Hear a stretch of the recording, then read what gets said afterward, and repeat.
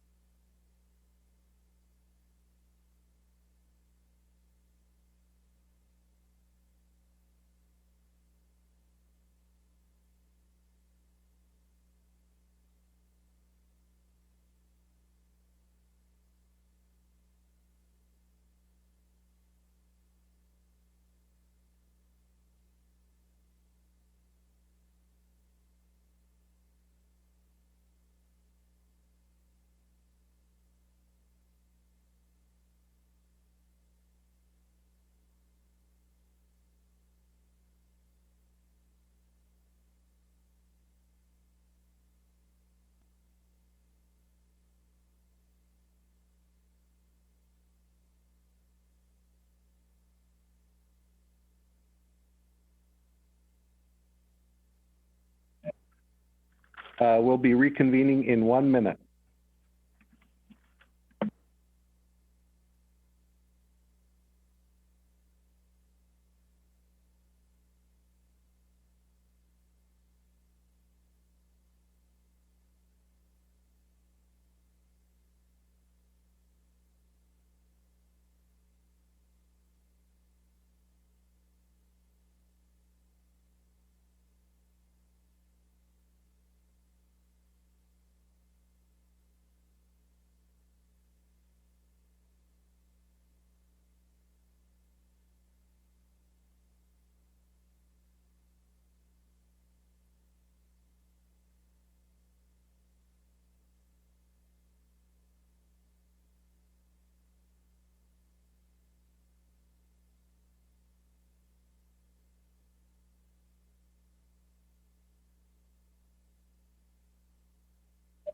Welcome back, everyone, after that 10-minute break.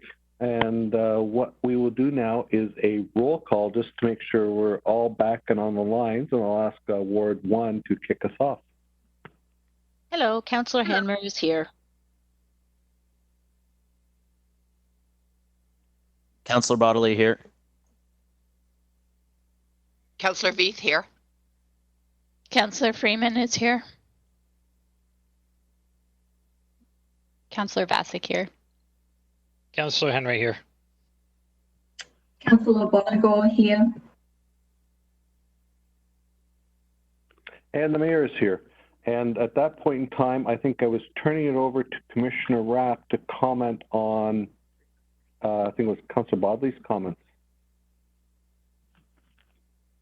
If you recall what they were, Ken. It was the 30K in front of the school zones, if I recall, is where we were last at. That's right, the differential. So if we were to lower streets to 40, what would we do? Could we have a 10-kilometer differential in front of those schools? Correct, and I think that if council wishes, they can give staff direction to post and sign and bylaw the existing 40K in front of the schools within those two pilot areas, neighborhoods, if you will, to 30K. And if we receive that direction, then we can make that happen even through the zoning, or not the zoning, but the bylaw process in time for school up and running in September, because we will have July and August council dates ahead of us. Thanks. And I think what we might do is just broaden it a bit, Mr. Rapp, and I'll ask for Jenny's thought on this, because we had one of the things that was added was Cedar Brae, which also has a school on it. So if we make Cedar Brae, if it comes back from staff, we should make Cedar Brae 40. It should come back with a recommendation, if all works out well, that Cedar Brae School should go down to 30. Jenny, does this all make sense to you? Through you, Mayor, yes, it does. And I think once we filter out the staff direction and specifics, they're actually good. There may be more bylaw updates in terms of what's required. I know that Dietz Avenue and always stops. So I think we'll have to have a look at the delegation or the direction list as a whole and see which reports need to be updated at what time. And for which. Right, thank you. Yeah. Yeah, no, that's good, Jenny. That's, thanks for that. I think this was brought up by, last on my list was Councillor Bodley. Is that correct? No, you hadn't gotten to me yet. That was Councillor Hanmer that brought that. Councillor Hanmer and Freeman that brought that up. Okay, back to Councillor Hanmer. Are things making sense on this one, Councillor Hanmer? Just finding my mute button. Yes, that does make sense to do that. So I'm good with it. Okay, and I'm just going to break for a second over to Councillor Vasek, who had a comment specifically on this. Thanks through you, Mayor Jaworski. I think I'm not totally following. So the direction would be that the whole area would stay 40, but the school zones would go to 30. My understanding from what I gather is that if we're changing a street to 40, which then matches a school on it, the school should then drop by 10, is what we're asking staff to investigate.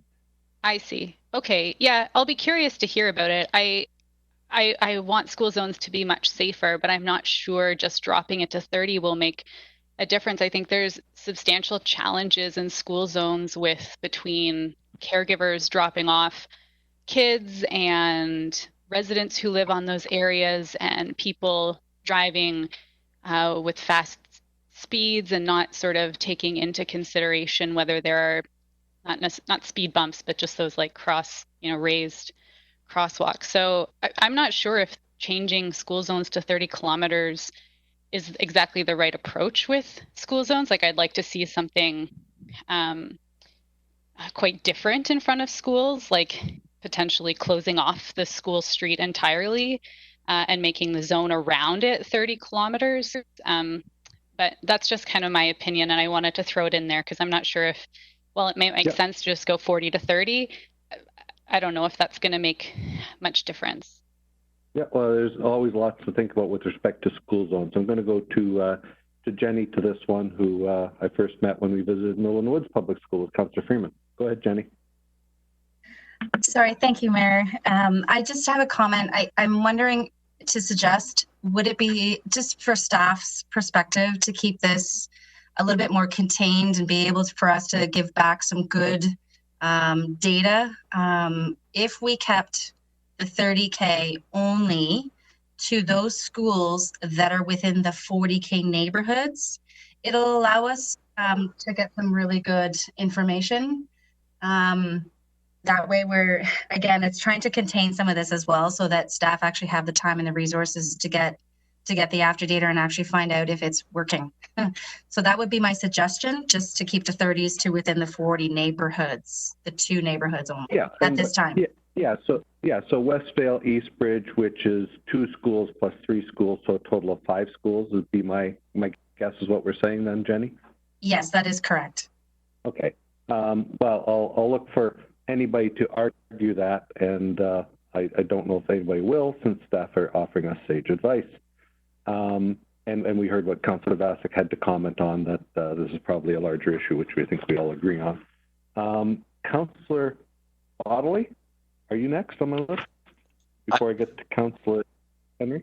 Yeah, I believe so, and I'll try to be quick. I don't want to argue the idea of 30 kilometer zones. I really appreciate the idea that we use it as a pilot to 30 kilometer hour school zones, that we use it as a pilot to see how it works. I hope we're not looking at this and saying those areas the safety is a higher priority than other school zones, though, and so I do have a little bit of a concern about that, but I'm going to keep that to myself for now, I guess.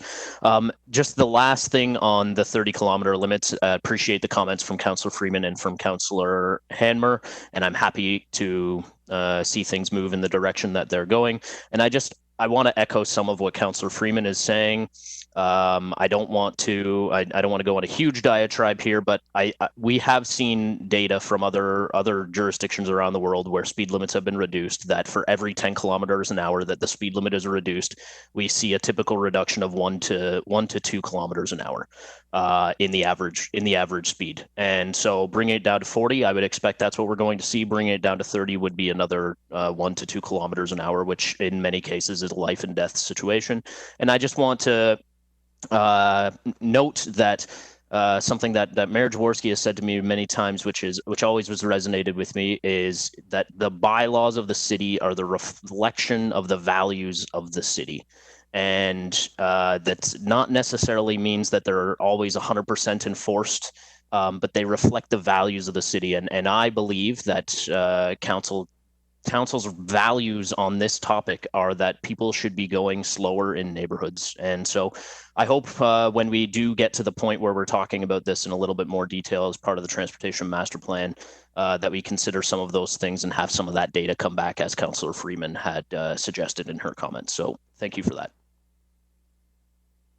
Kind of scared me there a bit when you're saying you're going to quote the mayor. I thought it wasn't going to be so kind. But thank you very much for those kind words, Councillor Bodley.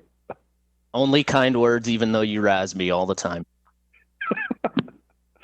Exactly. Councillor Henry, now is your time. I've been quiet for a while, and that's an odd thing to sort of feel as the conversation has swirled around. So first, I wanted to extend my thanks to Chris and her team for the extensive work that they've done to date very quickly, and the now even more extensive work that council is putting in front of them to be able to respond, rapidly during this pandemic, to be able to provide safer streets for everyone to be able to use to go on their essential trips, to stay fit and connected, and generally to move us towards the safer city and healthier city that we are all looking for to see in our community. So this very much appreciated. I would say, by way of comment and note to Tony Averoni and the communications team as transportation rolls this out, that my expectation is that we will very quickly have a thorough communication up and available for the public on the full range of initiatives that council has approved. Certainly, as staff review additional ones and come forward, that will need updating. Second, that as these are rolled out, the public should be able to know what those are, as should council. It's been great to know what initiatives we are going to roll out, but hearing from staff that material delivery is not entirely dependent on us, obviously, that this will roll out over the next month. And I know council and the public would very much like to know exactly when that is happening, when it is happening. So I look forward to seeing that as part of our communication rollout, and for us to be able to amplify that message as councillors into our neighborhoods and communities, community at large. So I imagine I speak for all of us when I say that we are very much looking forward to being able to share the very specific good news now, and also as it rolls out with residents in the city, and that'll allow us to link us back to how they can provide feedback. So thank you to everyone for participating on that. Commenting, as everybody else has done, on the initiatives inside their jurisdiction. These are places where I know I've heard from folks that need some work, but also it aligns with where we know more space is going to be needed as the student population returns, and even the population that still resides here will very much benefit from the slow streets being piloted in my neck of the woods, in addition to the 40K zone through Beechwood North. The bike lanes, the Albert Street projects that are coming in the next couple of years will be very helpful as well in the university district and the area around it, to connect into to key communities that are here.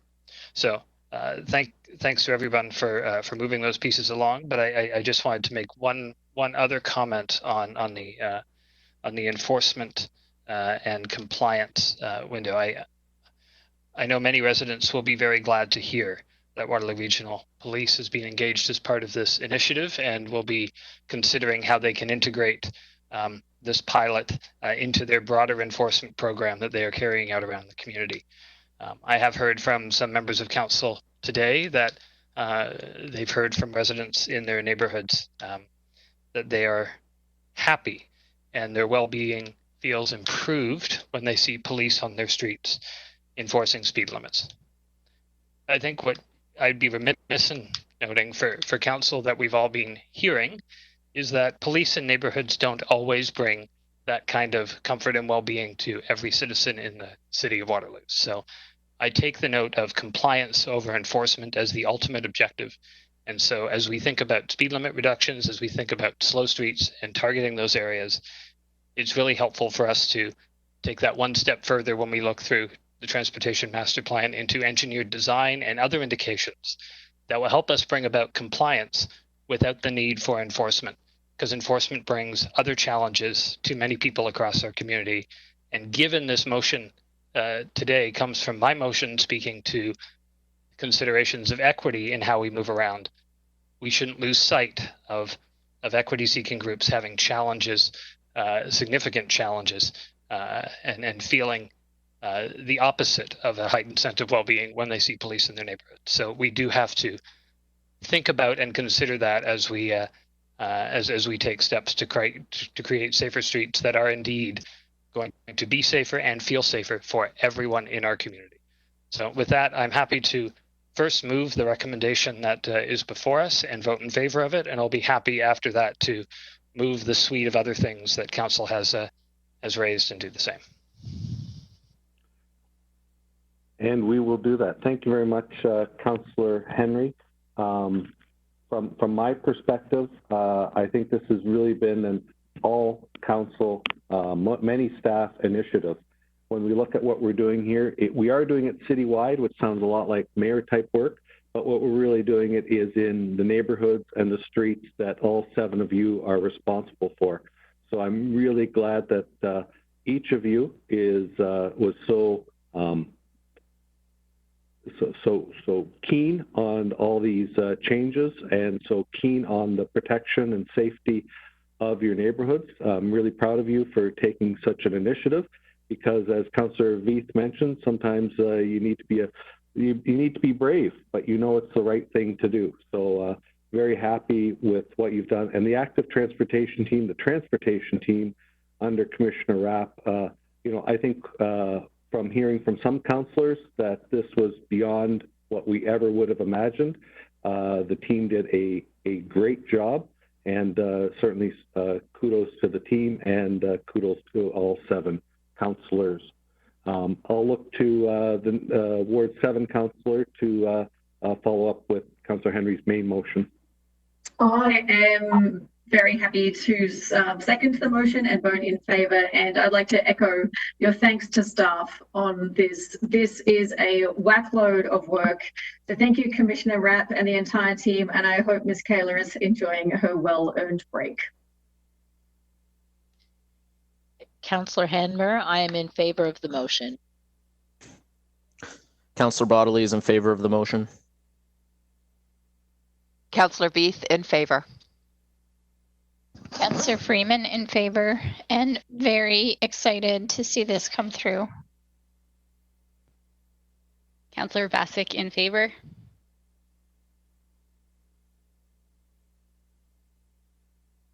And the mayor's in favor too. I'm not sure if Christine's enjoying her vacation thoroughly because she's emailing me back and forth. But nonetheless, thanks, Christine, for your leadership in all of this. And that passes unanimously. Now, as direction for staff, I'm just going to read out the areas that we mentioned. Waterloo Street, Dietz Ave, Old Abbey, Sundew, Pastern Trail, Cedar Brae, and then 30-kilometer-an-hour speed zones in the schools affected in Eastbridge and Westvale. And I think I have that right. And if so, I'll go back to Councillor Henry, Councillor Bonnegar. Happy to move the motion and vote in favor. I second the motion and vote in favour. Councillor Hanmer in favor of the motion. Councillor Bodley in favor. Councillor Veith in favor. Councillor Freeman in favor. Councillor Vasic in favor. And the mayor's in favor too. Thank you all very much. It carries unanimously. To Jenny and the team there, a lot of work has been done. A lot of work still to be done. I'm sure Commissioner Rapp would like to weigh in and thank your team for all this work.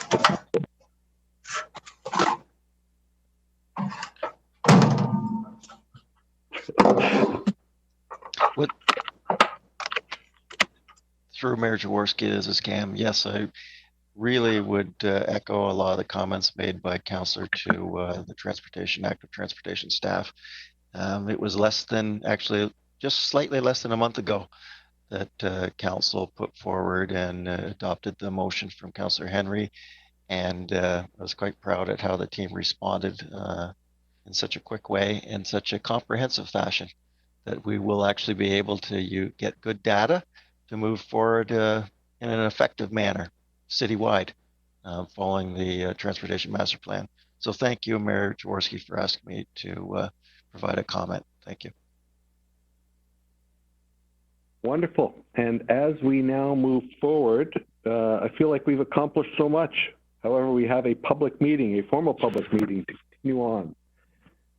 And we'll move on to that. This is a formal public meeting to consider zoning bylaw amendment Z1904 2616359 Ontario Inc. for 262 to 280 Albert Street. Any persons who wish further notice of this application, including the passage of any bylaw, should contact the planner for the city on this project, John Voss, at 519-747-8527 or at john.voss@waterloo.ca, and that's spelled john.vos@waterloo.ca. Will the clerk please advise council of the method used to give notice of the meeting and the dates notice was given? Notice was advertised in the Waterloo Region Record on June 5th, 2020, and the Waterloo Chronicle on June 11th, 2020. Notice was mailed or emailed on June 3rd, 2020, to all property owners within 120 meters of the subject property, to public agencies, to all persons who signed in or spoke at the informal public meeting held on June 10th, 2019, and to all persons who requested further notice. Thank you. The planner, John Voss, will now give a brief overview of the application. Over to you, John.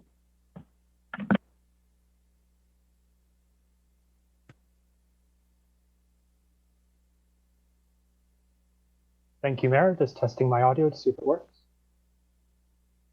We can hear you. If you can speak up a bit, that'd be even more helpful. Perfect, will do.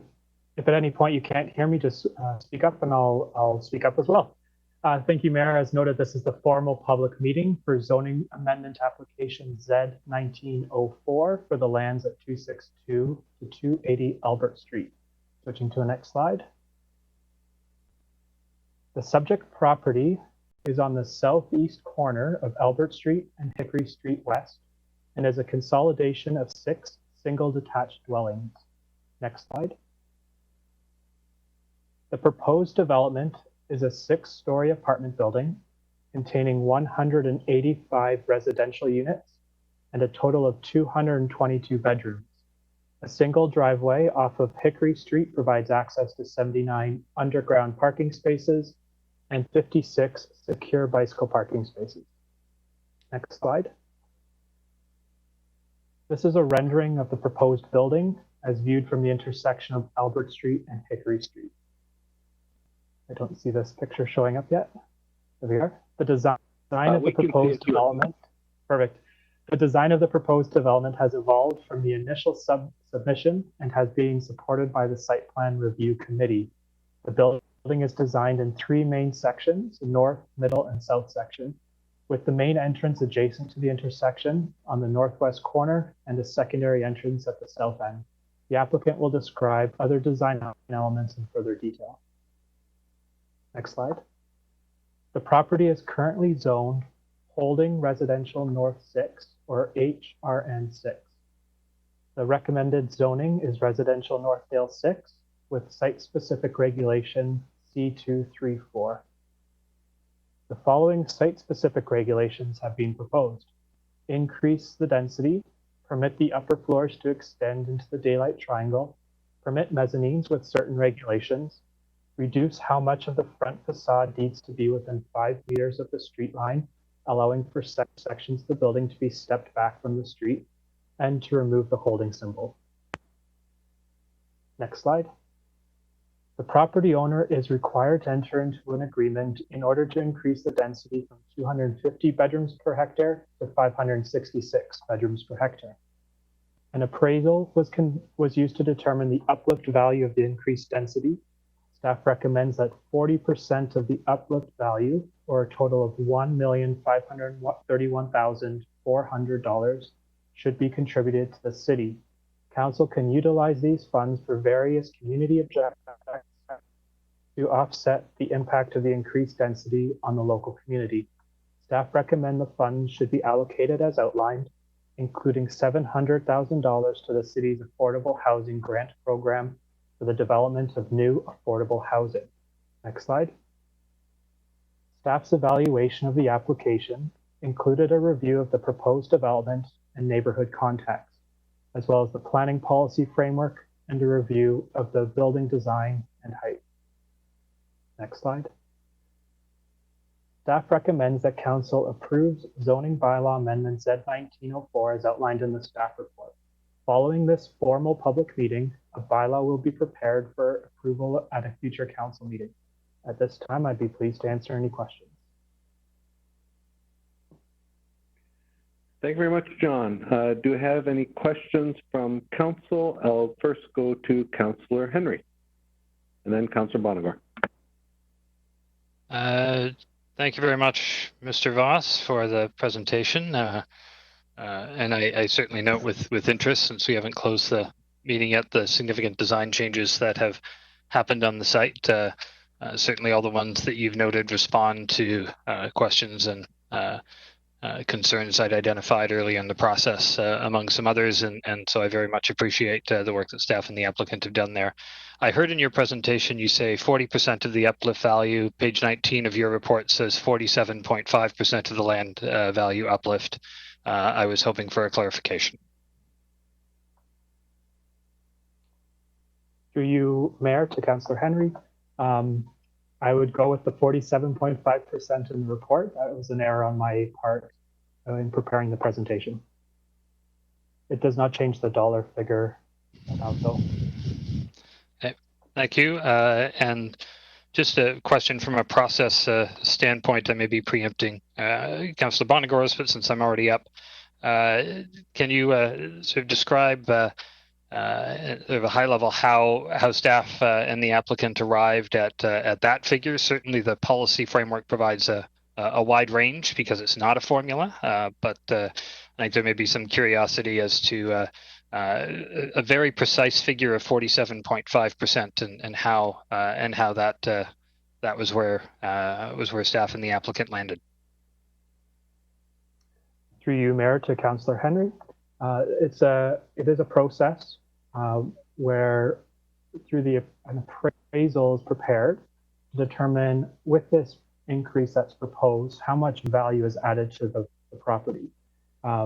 We also then will consider with this increased density, so more than double of what the permitted density would be, what sort of impacts that would have on the surrounding area and the local community, and then determine what would be an appropriate compensation in order to offset those impacts. Council has approved similar applications for rates between 40% and higher. And so looking at those nearby developments, we determined that 47.5 fits well as a per unit cost in line with the other similar developments in this area.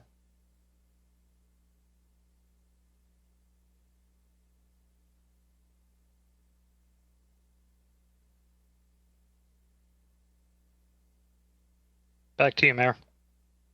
Okay, thank you, Councillor Henry, and thank you, John. Next up, Councillor Bonagor.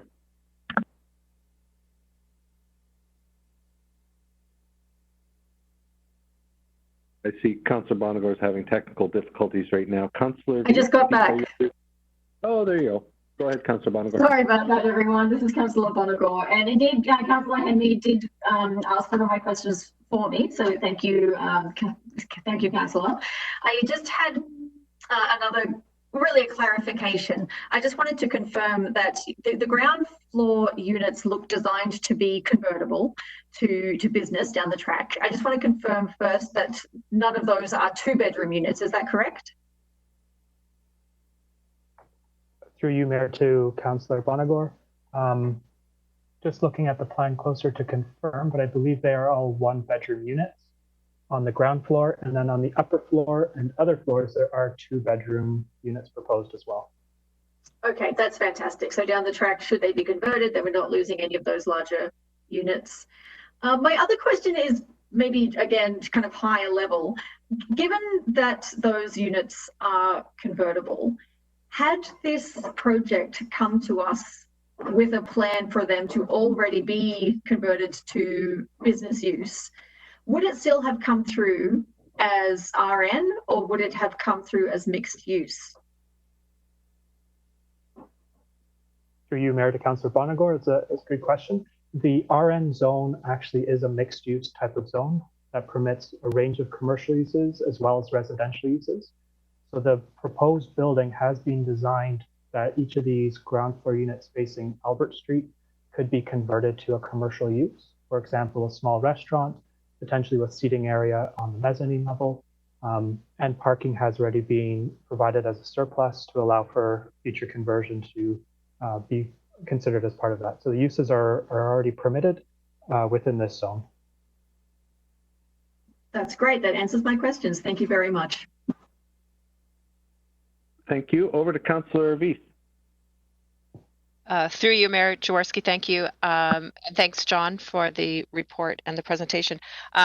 Page 19, I'm looking at the, of course, the funds, the allocated funds, the bonusing, and number 4 about, so do we decide today where this all goes, or could I just put a plug in for number 4 there where it says 131,400 to community recreation facilities such as the Albert McCormick Community Center? I know we're doing, the tenders out there for the skate park and the water park and all that, and I'm so worried that it's going to come back and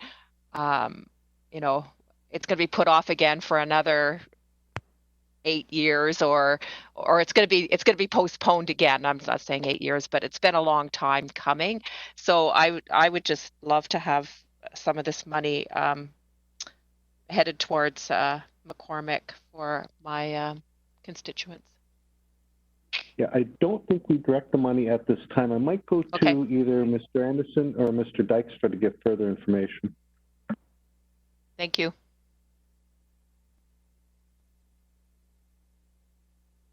I'll take the lead here, Mr. Mayor. So to the councillor, just want to give positive affirmations that we're on track with the noted project and tender. So I'd hope that these funds could be for future consideration and report back to council where we could use those dollars for that facility. Back to you, Mayor. Thank you. Thank you, Councillor Veith. I think we're done, so we're back to Councillor Henry. I just thought since a development in my ward is generating Section 37 cash that Councillor Veith would like, I thought I should make some comment on some of that in terms of the balance for local neighborhood and the rest. The reason that you see or Albert McCormick Arena is because as part of the process, board councillors get to have a conversation about where funds could be directed. I added the or. So the reason AMCC is there is because I think the neighborhood has that's being impacted by this project has 2 places that they may go in terms of rec facilities, not just one. And so that's where the or comes from, and certainly it's there with flexibility in the agreement because the city needs flexibility to be able to understand how to allocate its budget based on pressures and what comes back. So it's there because I thought it was a reasonable split. But again, this is about the identifying community itself and where it's going to go, not about others. So, but I added it because I know that that's important to this neighborhood as well as others. So there's flexibility that we tried to build in. You're awesome, Councillor. Thank you. He is awesome. I think that's it for questions of staff. So as a reminder, if any person is watching would like to receive further notices of application, you can contact John Voss at 519-747-8527 or at john.voss@waterloo.ca. That's john.vos@waterloo.ca. If you would like to speak at the meeting, please call the clerk's office at 519-747-8549. If you hear a voicemail message, please hang up and keep calling until you reach a live person. I will now call upon the registered delegation to speak. And what I have is first will be Matthew Rodriguez of WSP Group. Welcome, Matthew. Good afternoon, everyone, and I hope everyone can hear me okay. As the mayor said, my name is Matt Rodriguez with WSP Canada, and we are representing the Black Creek Group 2616359 Ontario Inc. For the zone change application in front of you today for 262 to 280 Albert Street. Just want to start by thanking Mr. Voss and the rest of the planning team for working with us and the applicant to get to this date. As was noted earlier, the design has gone through some iterations since it was last before council. The purpose of my presentation today is just to highlight a few of those key changes since council last saw it in 2019, and just where we're at today in terms of the outcomes of this process. Next slide, please. So just to reiterate, the site is located at 262 to 280 Albert Street, and it's surrounded by a number of ongoing or now complete developments that have been previously approved by council, and it's situated on the southeast corner of Albert and Hickory Street there.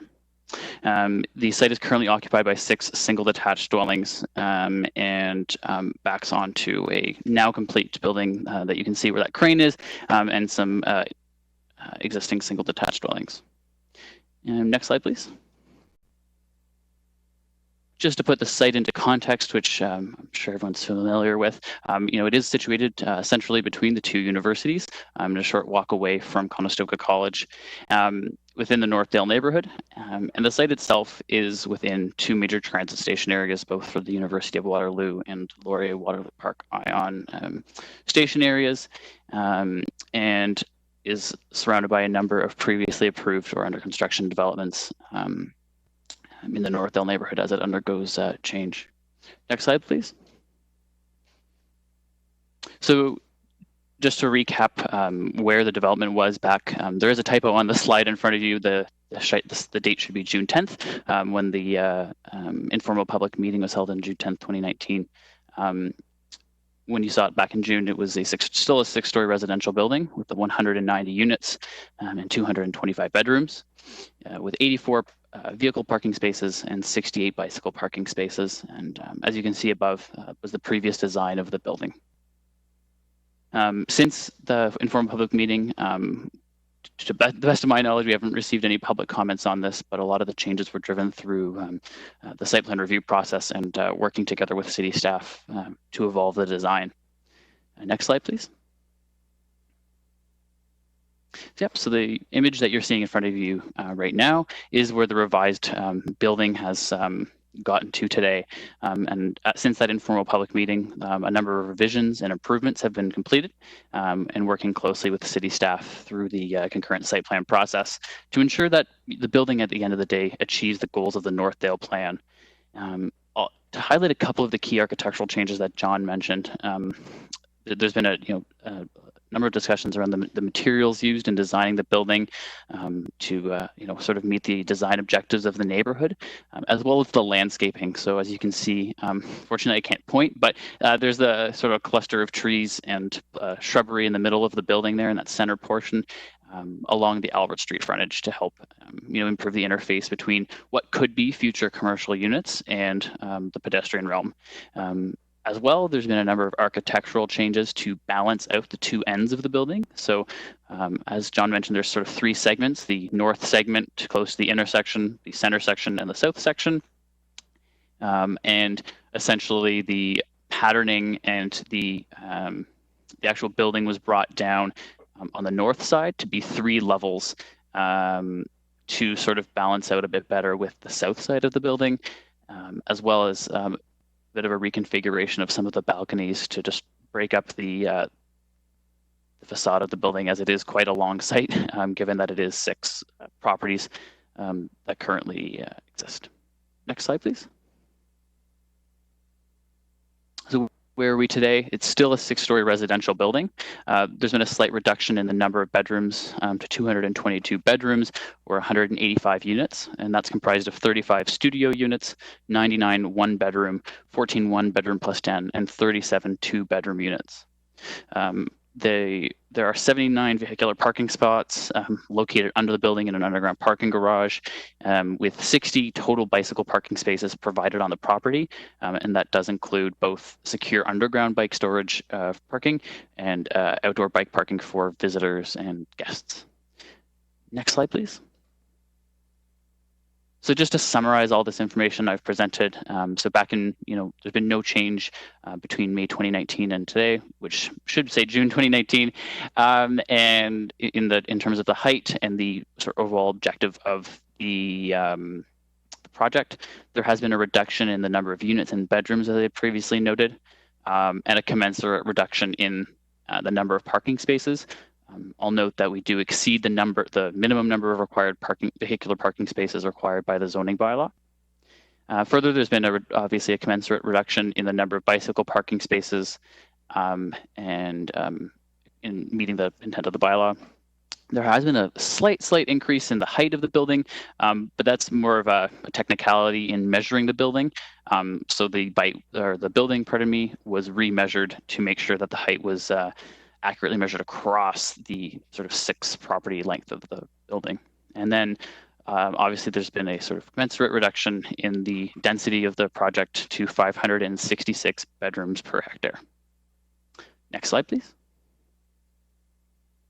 I'll add that in addition to all of the technical and site plan work that's undergone, a number of functional technical studies have been supported in reviewing this application, including a functional servicing report, stormwater management report, traffic impact study, and noise impact study. So on the screen in front of you right now is a updated site plan of our most recent submission to the city. So to summarize some of the key changes, the rear and these are key changes since the informal public meeting. The rear access has been consolidated into one access. There was previously showing a bit of a wider access there. A secondary building entrance has been added on the south end of the building, on the opposite side of the Albert and Hickory intersection, to allow better flow and access to the building. As I mentioned, there's been upgraded architectural materials, including glazing and different materiality to support the implementation of the urban design guidelines. There's been a change in the amenity space. There was previously some rear amenity space, and in working with city staff iteratively, we've brought some more landscaped area to the front of the building and shifted the amenity space to indoor space. And previously, as probably outlined in the staff report, we were also seeking an amendment under the previous zoning bylaw, which is now no longer in effect for this site. So we comply with the rear and side yard setbacks for this property. Next slide, please. So just to re-summarize what the requested zoning bylaw amendments are for this project. As noted, the City of Waterloo official plan Northdale low density residential designation permits up to 600 bedrooms per hectare with bonusing. So that was sort of the framework that we were operating under. So the first amendment is to seek a maximum density of 566 bedrooms per hectare, or 222 bedrooms. And I'll unpack a few of these later with different graphics on the next slides. The daylight triangle standards, we're seeking to permit the third 2 6 floors to extend into the daylight triangle adjacent to the intersection of Hickory and Albert. We're looking to introduce provisions to the site-specific bylaw to provide clarity around mezzanines, and finally the street line setback. And we are also seeking to lift the holding provision from the site. Next slide, please. So the daylight triangle amendment that we're seeking today looks to permit the 3rd, 4th, 5th, and 6th floors to extend into the daylight triangle in that red hatched area you can see on the screen. And what this helps do is balances out the design between the 2 end portions of the proposed building and create a bit of a sense of symmetry between the 2, as mentioned before. The 1st and 2nd floors and all columns are fully located outside of the daylight triangle, and the intent of the provision, which is to ensure vehicles and cyclists have an unobstructed view around the corner, is maintained. Next slide, please.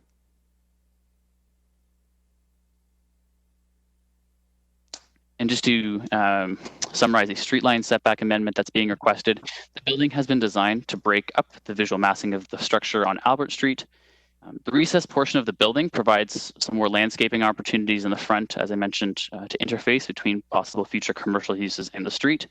And the overall building achieves the intent of the setback provision. And the next slide, when we get there, will sort of show that better.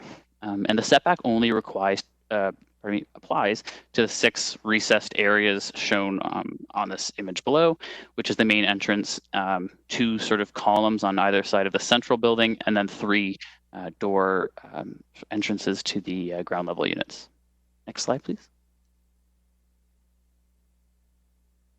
So the numbers here on the rendering match the numbers on the previous slide. So as you can see here, the setback applies to the recessed area by the front door. This sort of gray recessed portion in the center to help break up the facade of the building. And then numbers 3, 4, and 5 are entrances to the building. I would note, though, that the rest of the brown area on the front of the building, where you can see those balconies, do comply with the provisions of the bylaw in terms of making sure the building is appropriately situated to the street.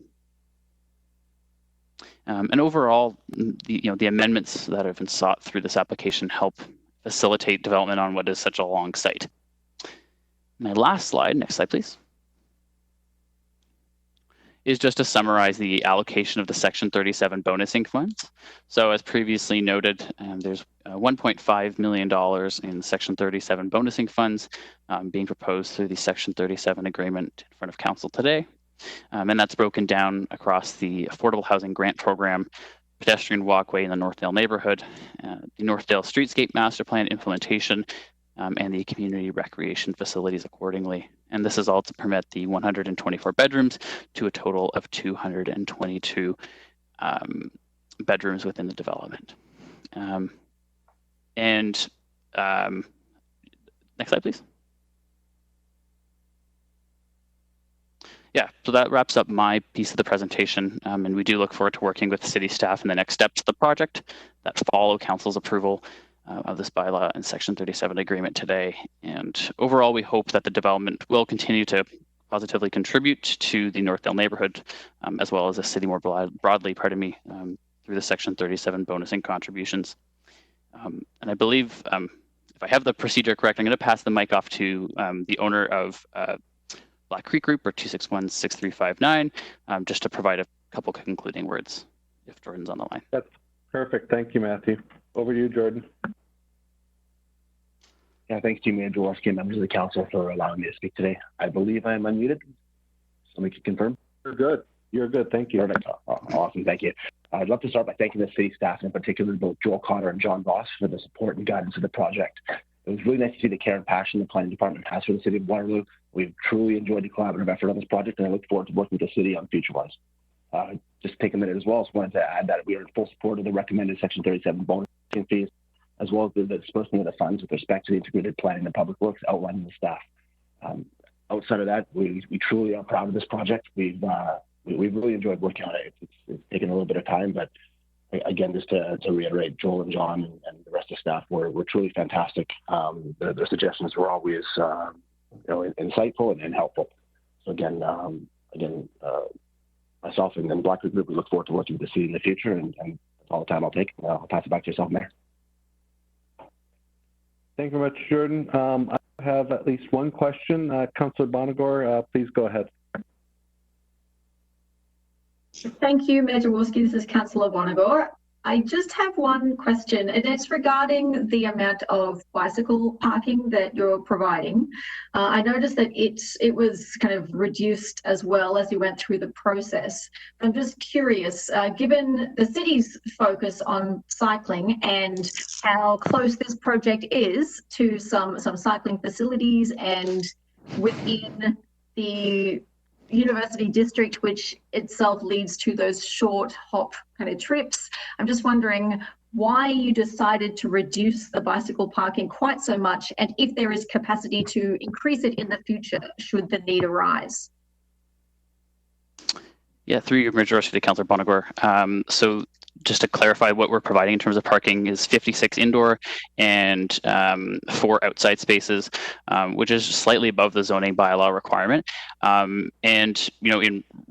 There's a number of revisions of the underground parking structure as the design went on to make sure that vehicles could get through, and ensuring that we were complying with various technical requirements, including hydro design and from Waterloo North Hydro, and making sure that the underground garage functioned appropriately.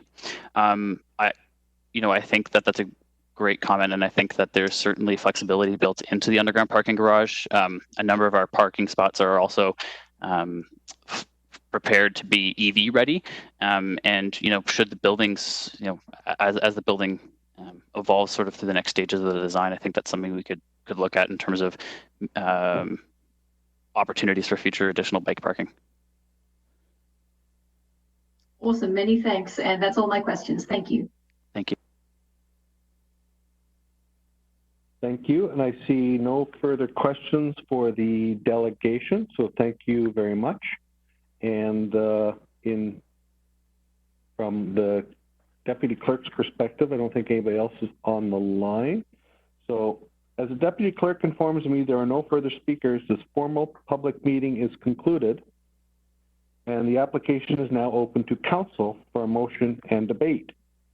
If anyone is watching and would like to receive further notice of this application after the meeting, please contact the planner, John Voss, 519-747-8527, or via email at john.voss@waterloo.ca. That's john.voss@waterloo.ca.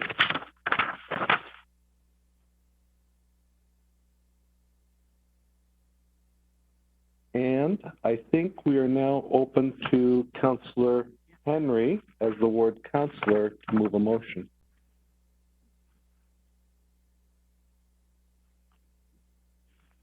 Thank you, Mayor. That's me just recalling that I actually have to pull up the bill, whatever it is, right, to do that. Yep, no problem. I meant to download and pull that earlier, but there it was. No problem. Here it is. Okay.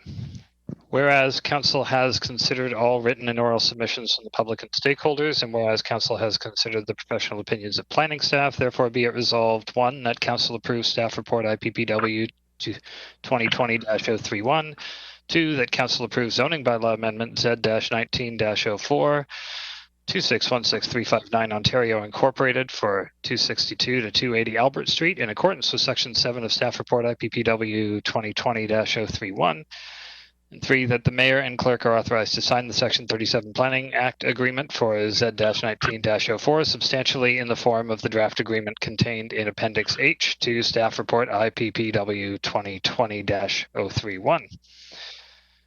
And I vote in favor of that, and assuming there's a seconder, and would simply thank the applicant and staff for working to resolve the issues that have been identified, and that we look forward to, at the time that they come forward with a building permit application, to receiving those funds and being able to provide important benefits and contributions to the community, especially including support for affordable housing in and around Waterloo. And we'll just go around to around the horseshoe. So we'll go to Ward 7 for consideration of seconding and voting. This is Councillor Bonagor. I second the motion and I vote in favour. Councillor Hanmer, I am in favor of the motion. Councillor Bodley in favor. Councillor Veith in favor. Councillor Freeman in favor. Councillor Vasic in favor. And the mayor is in favor too. This is a, another good part of good work together from both the developer and the planning team. Thank you, John, for shepherding us through, and to Joel for your leadership in this. I think that, this will be a great contribution to the community, as Councillor Henry mentioned, especially in affordable housing. Thank you. So with that, that's carried unanimously.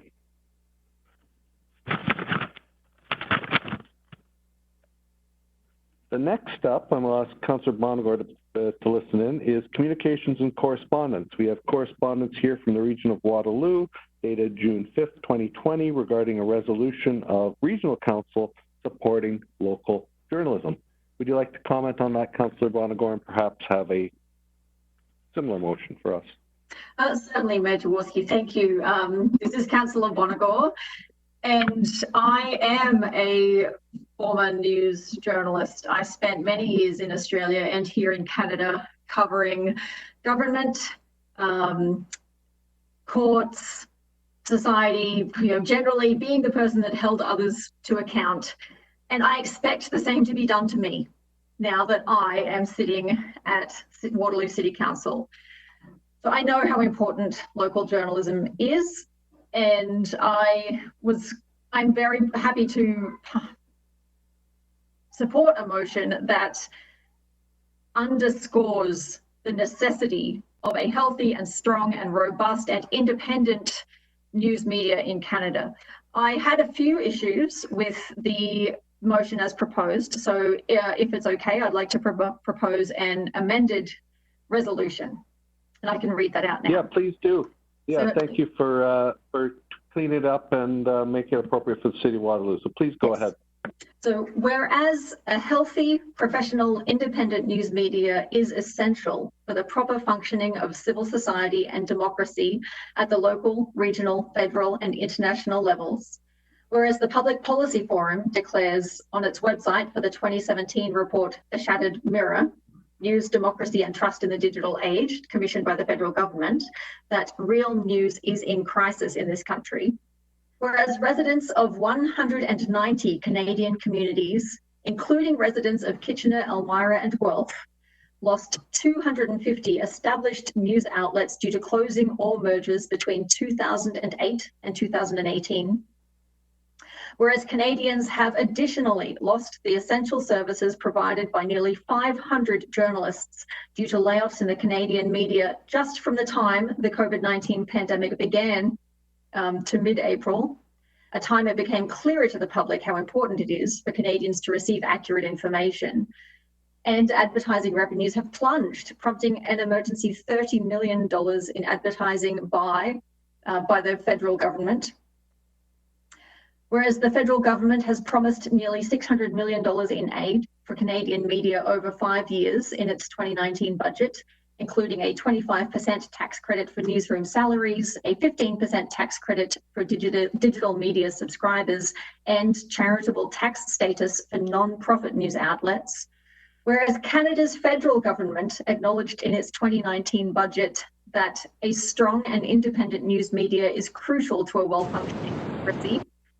Whereas the US Federal Communications Commission, the FCC, cited 8 critical information needs the media help provide, including emergencies, other public risks to health, education, the environment, economic opportunities, civic and political knowledge of policy initiatives, and the conduct of public officials and candidates for office.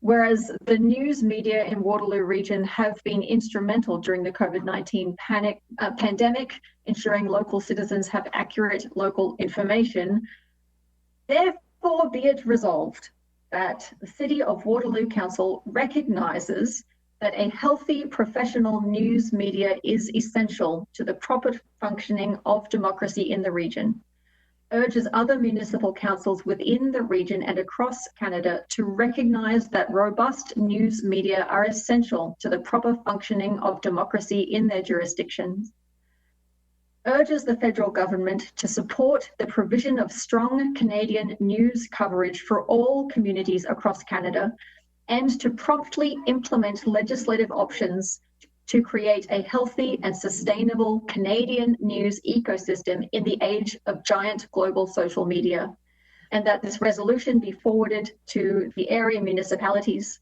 local MPs and MPPs, and the Federation of Canadian Municipalities and the Association of Municipalities of Ontario. That was a lot to read. I'm now done. Wonderful, but good to hear it and live and as opposed to just moving it through. I think this is very important to the whole community, and we think about how much has been done with the local news media with respect to COVID-19 and how they've kept us on track well-informed over the best available health advice here locally. I think that's wonderful. I'll probably just go to the next ward councillor, Ward 1, to potentially second this motion. I'll come back to Councillor Bonagor to vote. Thank you, Mayor Jaworski. Councillor Hanmer, I am pleased to second this motion. I cannot imagine a world where we don't have local reporting on activities that come forward. So I will be voting in favor of this motion. Thank you. Councillor Bonagor, I think your motion is moved. I don't see any further questions on the screen from councillors, so I'll ask you to vote for it, then we'll go to Ward 2 for voting. This is Councillor Bonagor, and I vote in favour. Councillor Bodley in favor. Councillor Veith in favour. Councillor Freeman in favor. Councillor Vasek in favor. Councillor Henry in favor. And as the mayor, I'm in favor too. That passes unanimously. This is a great local initiative that I know they're trying to push out to many different communities to help make sure everybody pays attention to local media and help them get the help that they need, because we need them here for many reasons, just to keep our citizens well informed with real information, shall we say. Thank you, Councillor Bonagor, for shepherding that.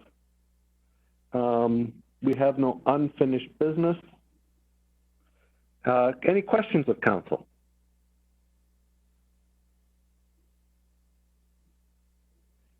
Hearing none, I'll go to new business and I'll turn over to Councillor Vasek. Hello, thank you. Through you, Mayor Jaworski, I just wanted to highlight a few really great things that are happening in Ward 5 right now. Rosalie Park is getting a playground, and the neighborhood group there and some key volunteers are leading a fundraising campaign.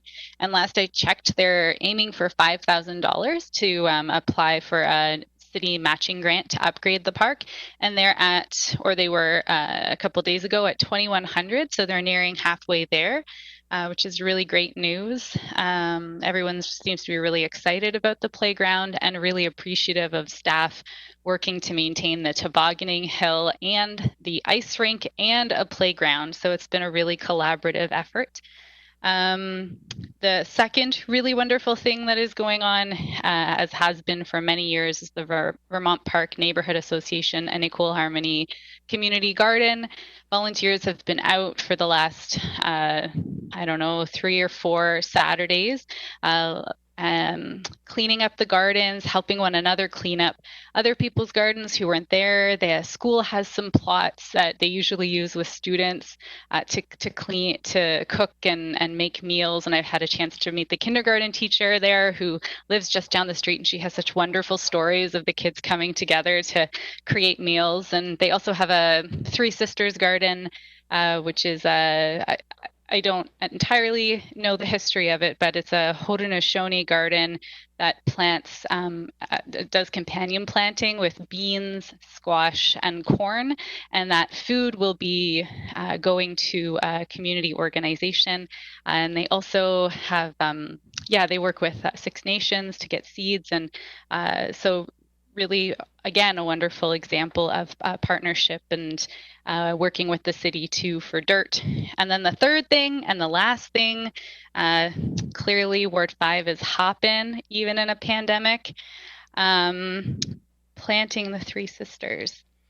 And Croydon Street last year had its 25th annual barbecue, which also was a celebration of the Canadian citizenship of longtime residents on that street. And unfortunately, the barbecue couldn't happen. It was scheduled during the pandemic, but they're working towards doing something else when everything opens up. So kudos to all the residents in Ward 5 and the neighborhood team and the Parks and Environment team for making all of this wonderful stuff happen in the ward. That's it. Thank you very much. Great to hear about Rosalie Park and that fundraiser working out well. Councillor Bonagor. Thank you. Through you, Mayor Jaworski, I just wanted to recognise that yesterday was National Indigenous Peoples Day, and usually we would have all gotten together in the public square to watch Luke Swinson paint another beautiful mural on the square itself. At his request, that didn't go ahead because he tends to draw quite a crowd, and that's not exactly what we want to do right now. So I'd just like to encourage people to go to the Create Waterloo website. You can watch a video that Luke has put together in which he talks about the art that will one day be installed once it is safer to do so. So please go watch it. It looks great. Yeah, excellent. Thank you very much for that, Councillor Bonagor. Any further new business? Hearing none. Thank you for that very much. Next up, we have enactment of bylaws, and we have a set of bylaws here. I'll look to Ward 2, Ward 3 to consider moving those. Councillor Bodley here. I love bylaws, so I will move and vote in favor. Councillor Veith, I second the motion and vote in favor of bylaws. Councillor Freeman voting in favor. Councillor Vasek in favor. Councillor Henry in favor. Councillor Bonagor in favour. Councillor Hanmer in favor. And the mayor is in favor too of bylaws. Next up, we have a motion to go into closed session. The council will hold a closed meeting for the purpose of considering the following subject matter: A, the security of the property of the municipality or local board; B, a proposed or pending acquisition or distribution of land by the municipality or local board; C, labor relations or employee negotiations; and D, litigation, potential litigation, including matters before the administrative tribunals affecting the municipality or local board. I will look towards 4 and 5. This is Councillor Freeman. I will do two things. I'll move to adjourn the other meeting, and I'll move to go into closed session, and I'll vote in favor of both.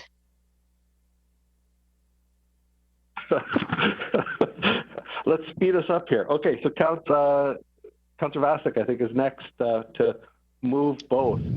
Yep, Councillor Vasek here. Closed. Yeah. Second closed meeting, second bylaws. Vote in favor of both. Oh, you have to second adjournment. Oh God, yeah. Second adjournment. Let's get this show on the road, guys. Okay, I'm voting in favor. All the way around now.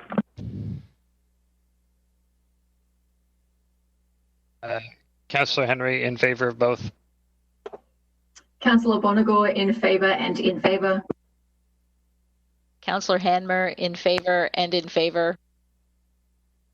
Councillor Bodley, double in favor. Councillor Veith in favor of both items. And the mayor is too. With that, we are adjourned. We will take a 5-minute break, and so we'll be back at just before 2:15 by my clock. Thank you.